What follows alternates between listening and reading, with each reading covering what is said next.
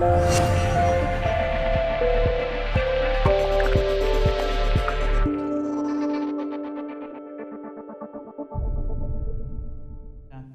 I'd like to just quickly pass the microphone on to David.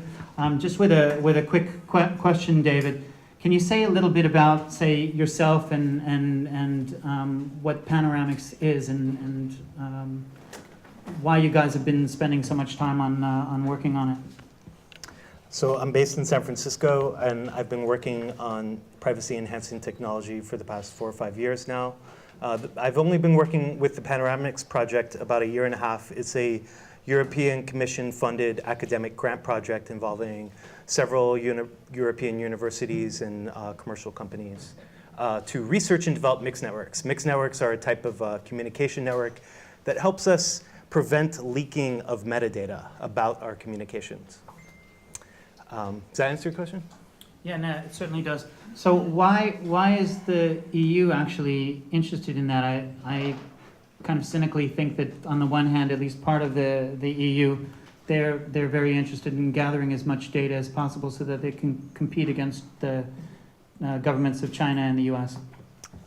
Okay. Well, if you want to put a nationalistic perspective on it, what we could say that, well, why is the only country in the world with the successful anonymity network the United States? So Tor is a wonderfully successful nonprofit organization based in the US, and they have received US government fundings since the beginning, and I think they're trying to diversify their funding now. So now, can others exist? Do they have to always be US based? Is there room for another anonymity network besides Tor? So I'm just even wondering why did that exist? Why was that funded by the US? Because we have the NSA on the one hand that actually is frustrating privacy. Why would they fund that? And why is the EU funding something similar? Philosophy. Okay, so if you're a bunch of spooks and you want to message your other spook buddies, it'd be pretty ineffective to just use a network just for spooks, right? Because then if someone wants to spy on this network, they know it's got a bunch of really juicy targets, and there's nothing boring about it at all. Now, on the other hand, if we can provide cover traffic on a network for everybody, then spooks can use it too, and so can you and I, and we can message our friends and perhaps send each other money. This is the vision we have, right? Like, we want to enable everybody to communicate more freely. So that sounds just so logical to us, so why doesn't that same philosophy apply to cryptocurrency, I wonder? Anyway, let's just pass this on to you. So let's give a round of applause to David and let him tell us a bit more about Panoramix. So maybe there's a question or two we can take in the meantime? Yes. Yeah. Sorry.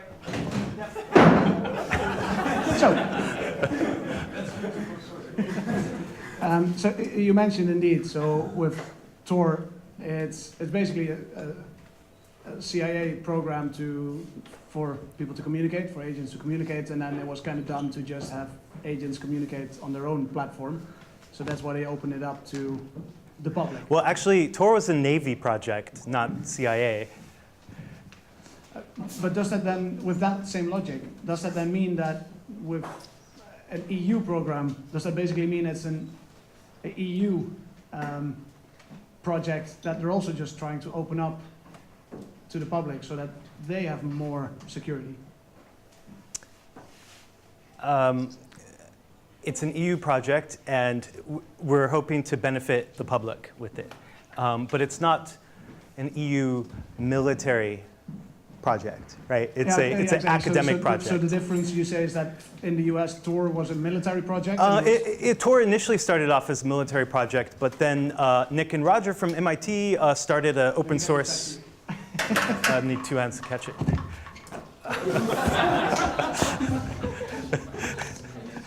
I was trying to do like professional football style to catch it with one hand. Sorry about that. No, it's my fault. Oops. Did I? Anyway, okay, so yeah. So to answer your question about Tor, Tor Tor is a nonprofit public benefit company, and I think they do really good work. I use Tor every day. You probably should too. There's not anything better than Tor right now. I know that there's been a lot of sort of negative publicity around their government and military funding in the past, and they see that, right? They want to diversify their funding. It's really hard to diversify your funding. Okay, so let's get started. All right, so the reason I'm here is because collecting metadata is a real serious business. People get killed all the time, and it's not just people in countries that you're afraid to go visit. It's people right here. So, I mean, metadata leakage is in all our communication systems, right? Like email, cell phones, everything we do leaks metadata. And in particular, I don't think encryption is necessarily the answer. Nothing I'm going to be presented is the answer to all these things, because these are violent intelligence agencies, drug cartels, large corporations that stockpile 0 days. Does everybody know what a 0 day is? It's like InfoSec 101. So 0 day is like a security vulnerability that hasn't been publicly disclosed yet. So you can use it to hack computer systems and steal information. And the NSA does it all the time. This is an example list of the metadata we're all leaking in our communication systems. If you use, like, say, Signal or in WhatsApp, and you think you've got a secure messaging system, no, that's wrong. Those are not secure messaging systems. As far as I'm concerned, the secure messaging problem has not been solved yet.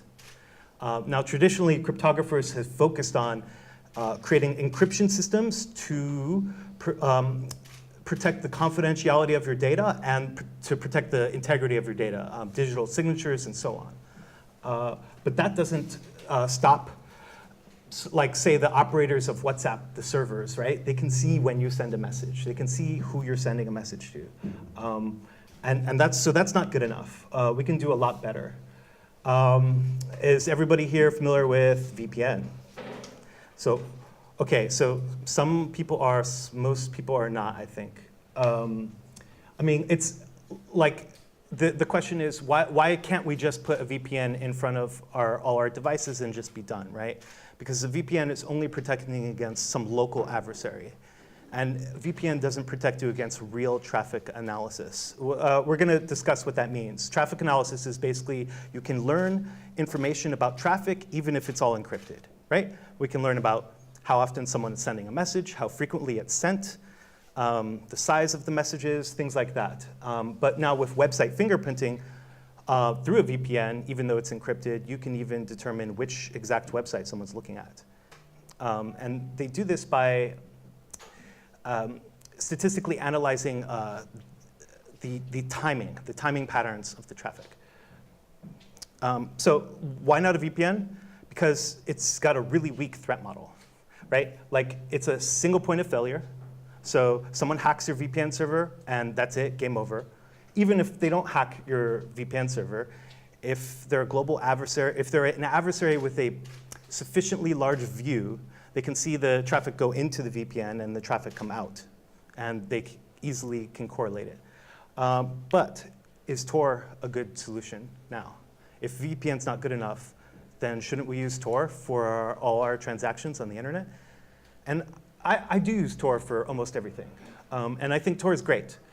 But Tor is not designed to be a really strong metadata. Tor is not strong enough to hide a lot of different metadata. It leaks a lot of metadata still. So just like a TLS connection, you can do website fingerprinting through Tor.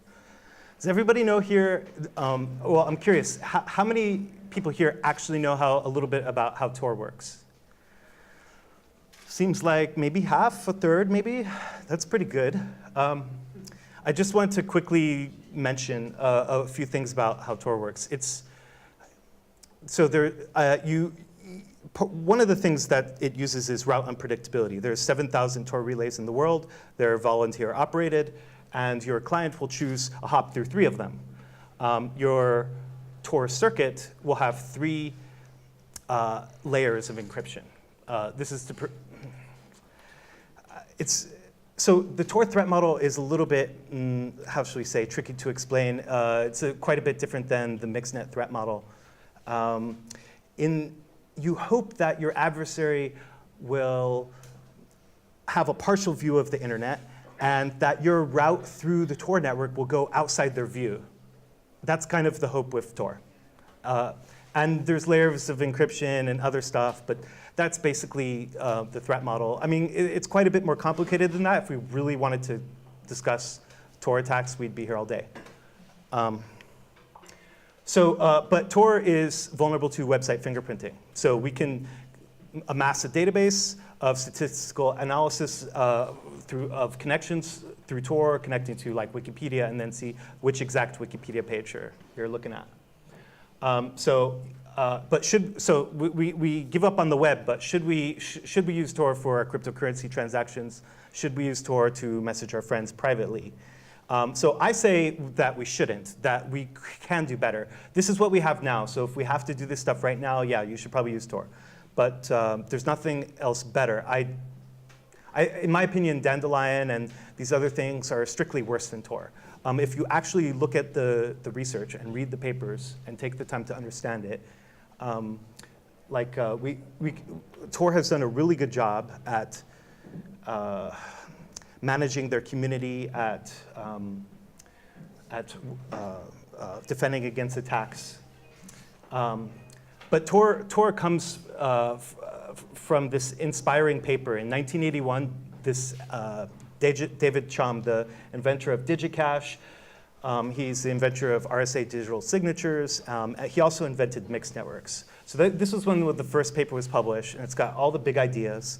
And for 37 years since then, there's been a whole lot of academic research in this area, but not a lot of commercial interest. And I think that's because we'd essentially be having to say, like, hey, your whole business model, fuck that. It's not privacy preserving.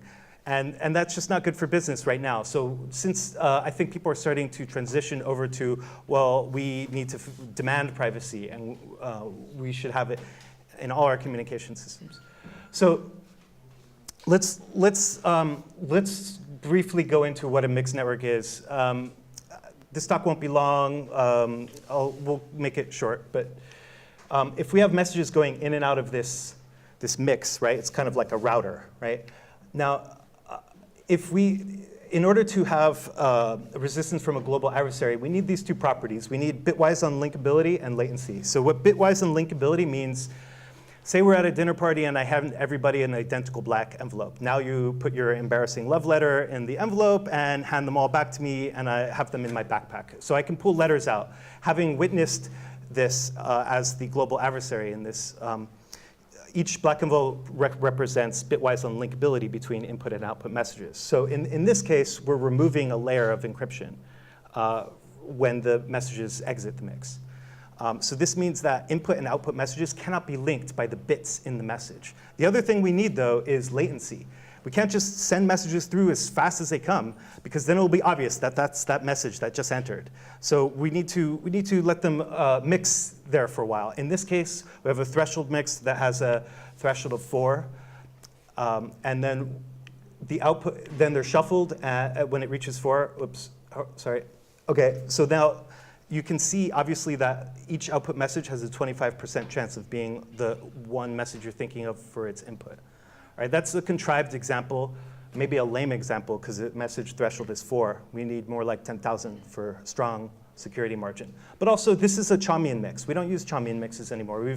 We've moved on to other cooler mix strategies, like this Poisson mix strategy. Each message is delayed independently. This means we can keep the latency really low. It's a kind of a trade-off between anonymity, size, and latency. So in this case, I was supposed to explain this attack, but I'm totally showing the slide in the wrong order. Let's back up. So if you wanted to attack this mix, and you saw a target message enter the mix, you could send your own messages until the threshold is met. And you know what your own messages will look like when it exits the mix. So then, when all the messages exit, you know that the one message you don't recognize is your target message. So you've just traced the message from its input to the output of through one mix. And mixed networks typically have like a bunch of different nodes, and they're all interconnected. So you would have to do this attack several times till it finished traversing the network. That's like one attack. There's actually lots of attacks. We can defend against most of them. Usually there's partial mitigation. Let's see. So, I mean, even in the Tor community, there's some confusion. But what is a mixed network? I thought Tor was a mixed network.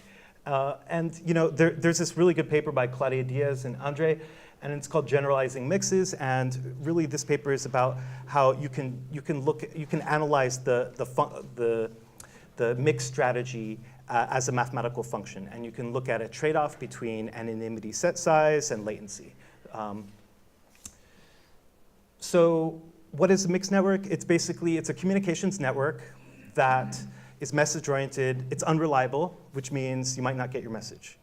Now, if you're sending a cryptocurrency transaction, you probably don't care, because if your message gets there to the other side and is submitted to the blockchain, then you can check the blockchain to see if it arrives there.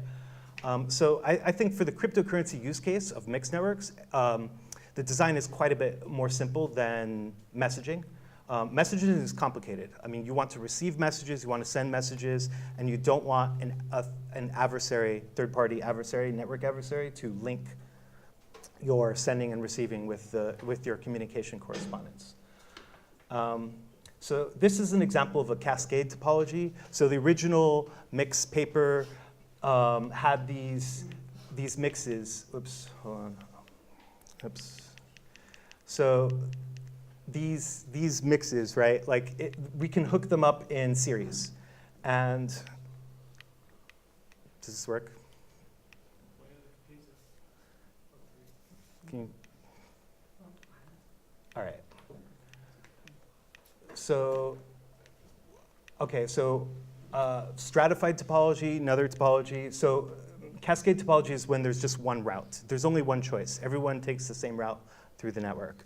And this is kind of interesting because it's different than Tor, very different. Tor has 7,000 relays.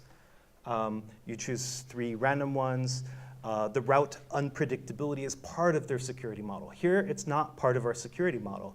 We don't care. If we know your route, it's fine, right? Because we're mixing the messages, perhaps with 10,000 other messages on each of these mixes. Now, free route, why don't we use it? It actually reduces the entropy in the mix. It's a bit tricky to explain, but it's intractable to formulaically compute the entropy, and also it reduces the entropy, so it's just not worth it. We use stratified topology. This is basically allows us to scale each layer of the topology. So the idea is that we could have a bunch of mixes in a network, and it can scale up with the amount of users that are using it. Don't roll your own packet format. Sphinx has been around for over 10 years. This is a specialized cryptographic packet format. It's got special features, nested encryption. It's designed to be used with mixed networks.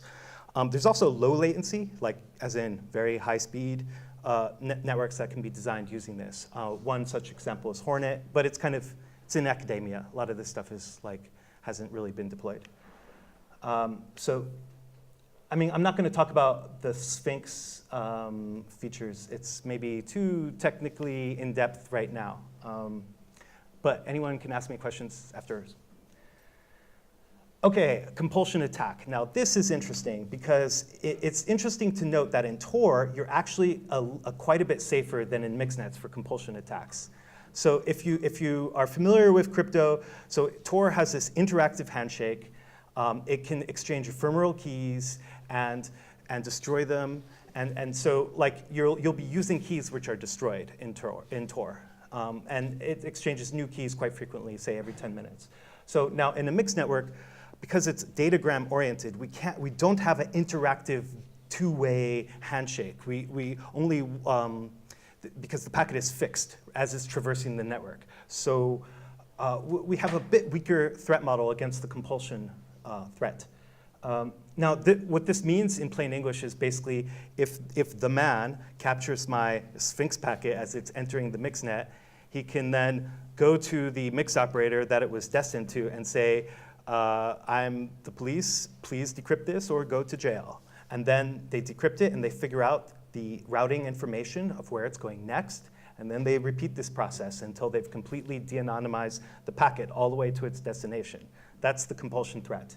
Now, you can do that with police raids, national security letters, or software vulnerabilities, let's say, if we can say that counts under the same threat model. Like NSA sends their hacking team, and they compromise each server one at a time in the same order. OK, so there are some defenses.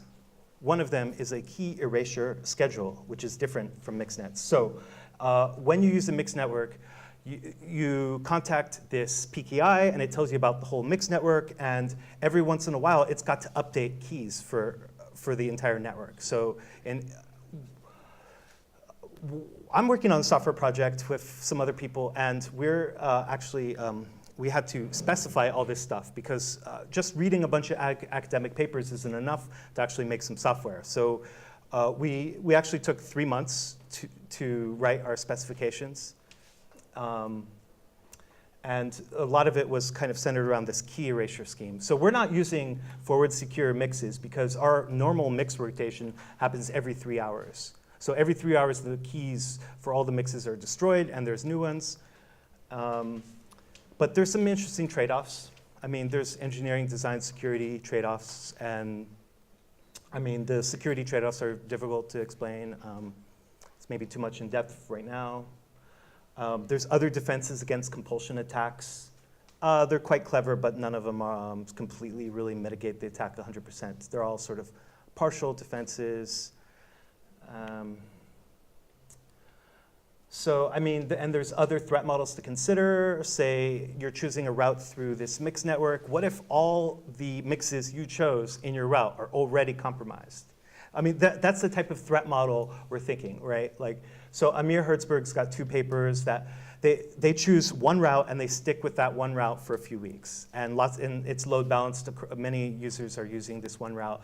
And so his PKI design, they've got a kind of reputation system, and they're using this to collect information about connectivity reliability of each route.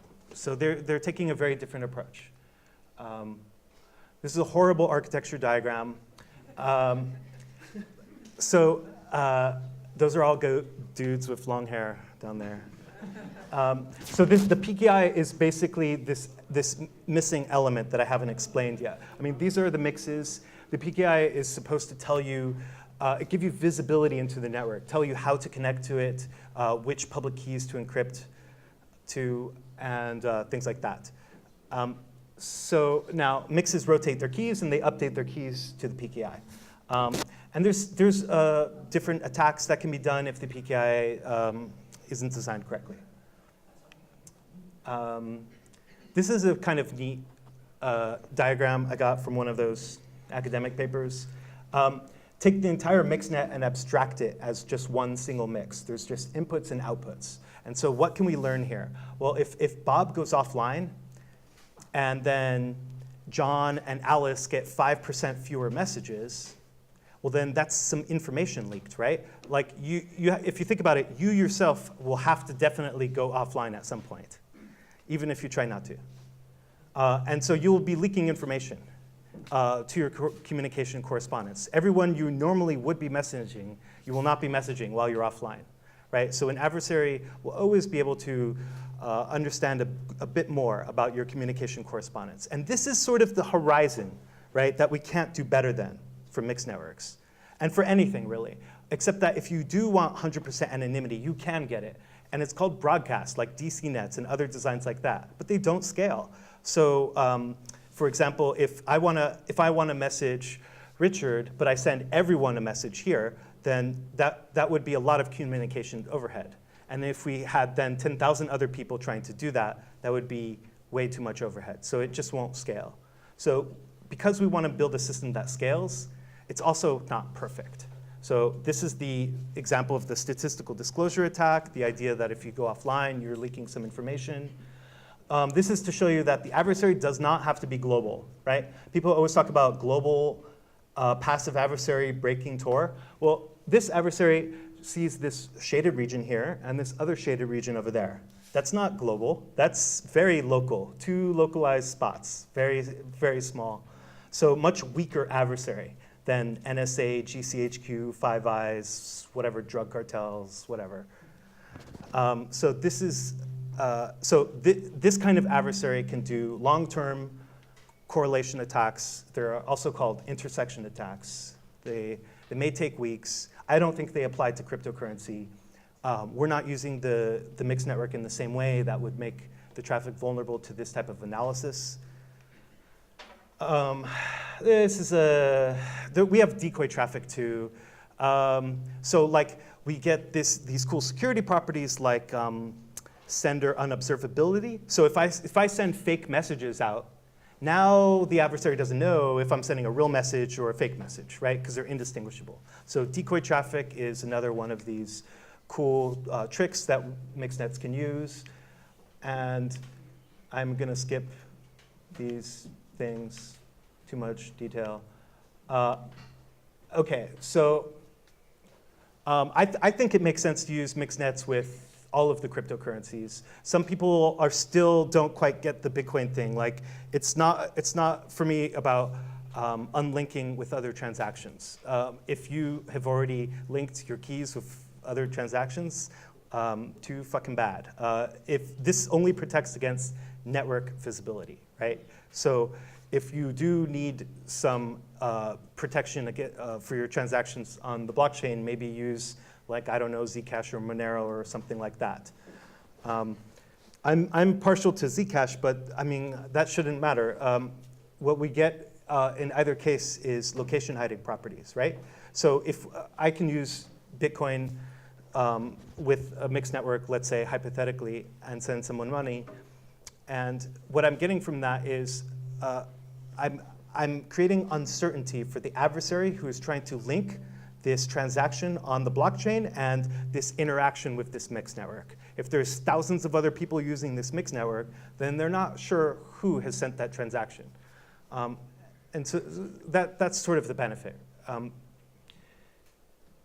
And like I mentioned before, it's a much simpler use case than the private messaging. It's a lot easier to make it work, and I think that's what we're going to showcase first. So I mean, we have working software. It's written in Golang. We have specs and docs on our website, and we're soon starting a business to make cool stuff with mixed nets. Most likely, we're going to do the cryptocurrency use case first and showcase that, and then have that kind of fund a free open use messaging system. But we'll see how it goes. When is the ICO? We should get funding within a month. And I'm usually used to doing a more interactive talk. So I mean, does anyone have any questions?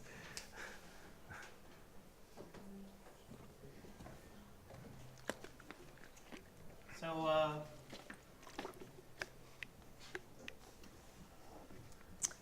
why is it called cuts and post? Actually, is the first question. I mean, no particularly good reason. Our one of our main developers, Yawning Angel, has a cat who he adores, and he has a scratching post or something. I don't know. And we had to pick a name. Sure.